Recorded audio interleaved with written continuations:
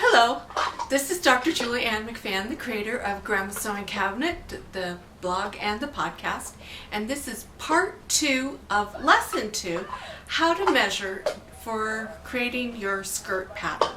Go to grandmasewingcabinet.com and you will find the measurement chart that you will need for this part of the lesson.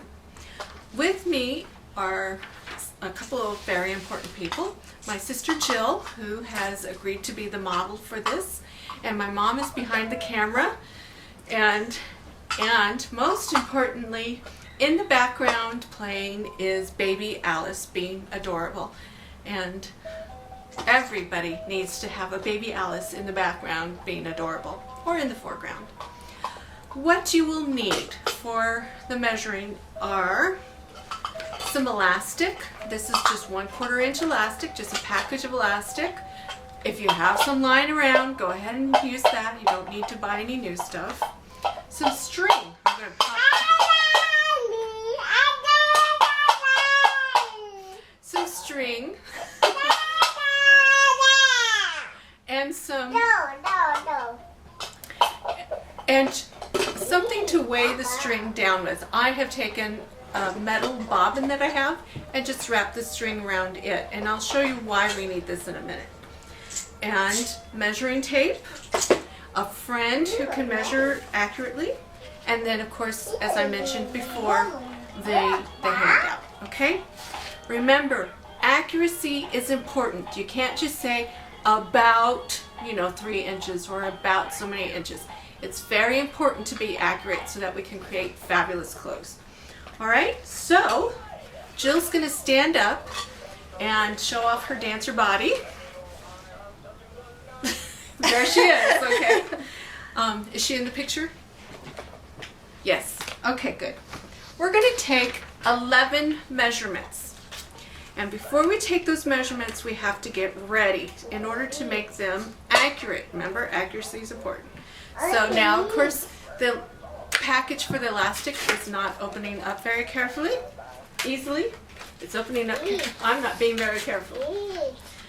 And you're going to use two lengths of it. Okay. So we're going to look at, and I might have you go like this. We're going to look for the thinnest part where your waist curves in. And even if you have an up and down kind of figure, Jill has an hourglass figure, but even if you have a more up and down, there's going to be a part below your rib cage and before your hips start that you'll go in. So you're going to put elastic around there and tie it. It doesn't have to be skin tight, but it needs to be snug. Is that too tight? No, I'm being strangled here, but it's not too tight. I'm trying not to giggle because it tickles. Oh. Okay, now one thing we need to be careful of is we want to make sure it's level. So turn around and we want to make sure it's level. So if it's going like this, then that's wrong, okay? We want it to be straight. Alright, let me see. Alright, so that looks straight. And then the other place is the widest part down here. This is this for our hips, and it can be different for every person. For some people, like me, it's further down. For others, it's further up, okay? Average is about 7 to 9 inches below your waist. But there was one woman in the sew group who was very high-waisted, and it was 13 inches between her waist and down to her hip, and we all kind of went ooh, but then her skirt fit. So don't have assumptions. Let me take a peek. All right, so for Jill, it's right there, and again we want to make sure that we are straight. And this part here is called horizontal balance line. It's okay. My mom's giving me directions. It's all twisty in the back. We'll fix it.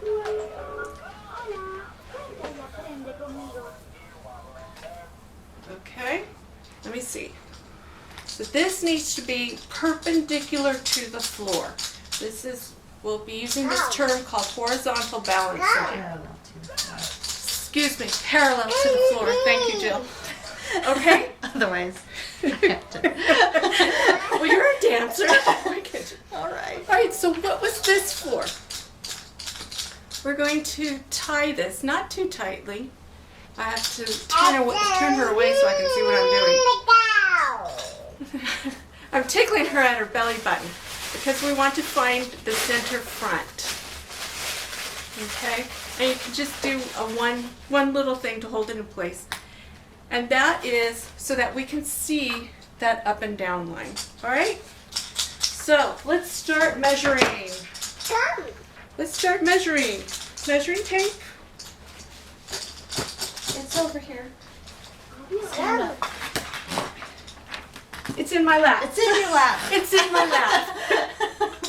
Okay, the first thing we're going to measure is the waist circumference all the way around. Does that mean I've used 7 minutes? Okay. All right. So, as you can see, I'm wrapping it around her. I'm not pulling it tight. Okay, we want it as natural as possible. That's why when we measure, you want to wear the undergarments you would wear with it. So your first thing is your waist circumference, and it's right at that elastic. Okay, all the way around, and then you write it down. The next measurement, I think we got to skew for a minute, is our hip circumference, all the way around the hip, and we use these elastic markers as our guidelines. Turn around so you can see it. Okay, so you make sure it's even with the elastic, and you want to mark it, check it, and then write it down. So far, it's pretty similar to what you've done with commercial patterns. Now, this is where we start deviating from how commercial patterns have you measure. We're going to measure what's called your hip depth, and that's the difference between your waist and your hip depth, how deep you go down. And this is going to be different. And one of the reasons I have you use this, or the primary reason I have you use this plumb line, it's called a plumb line, is so that we can measure straight up and down. It's for some people, if you're not careful, they end up measuring sideways, and then you're not accurate. But if you follow that line, you're going to go down, and I'm going to undo her pants, woohoo, because her tie was in the way, and go down. Okay? See how I followed that line all the way down? And you go to the middle of that elastic, and that's your measurement. Okay? Our next, so that's our center front, and you can tell where your center front is because that's where your belly button usually is. What do you? Mine is a little too. Oh, yours is a little too low. And if yours is a little off, you can consider where you are bifurcated, where your body splits into two. That's your center front. Okay? We'll run with that. Then your next one, we're going to turn this elastic around. This center is easier to find because, our body has a cleavage there. But we're going to do the same thing. Measure from the waist down to your hip. Can you see that? Can you see that? Turn it a little bit, okay? And again, I'm following the shape of her body because this is where it really matters. If she has a sway back, if she has a little humpy back, this is where we get to find this. In commercial patterns, they just have you measure straight down, but they don't take into account the contours of your body, okay? Then, this one's a little easier. You can use the side seams, and you're going to measure from your waist to your hip. Again, make sure that your hip hasn't moved. Okay? And we're going to do our arcs. Our arcs? Okay? No, we're not going to all get into a big boat, 2x2. your arc is from your side all the way to your front, your center front. All right, so an arc is a part of a circle. So you're going to measure from your side to your front, and then you're going to do the same thing on your back. And you're saying, but I already measured the whole thing. Well, if you do these measurements, then you're going to find all of these little things that just a big number won't tell you. Okay?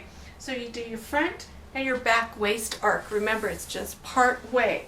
And your handout has little arrows that will show you what to do. And then finally, we're going to do what's called dart placement. Is that how much I have left? 3 minutes left. Okay. To figure out where you put your darts. In your back, you're going to find like your shoulder blade, and you're going to just mark it right there. So from center back over, you're going to measure. And then from in your front, and that will be your first dart placement. And write that number down. And then in your front, you line it up with your bust apex, is the polite way of saying it, okay? It's where the baby would feed, all right? So it would be, thank you, I appreciate that, that I didn't have to feel around. So you measure from the side to where it is. And that enables you to have a long line going down, and it'll make you look thin. So we are out of time. I appreciate Jill helping me by being my model. And next time we will actually start drawing our patterns. So until next time, happy sewing. Bye bye now.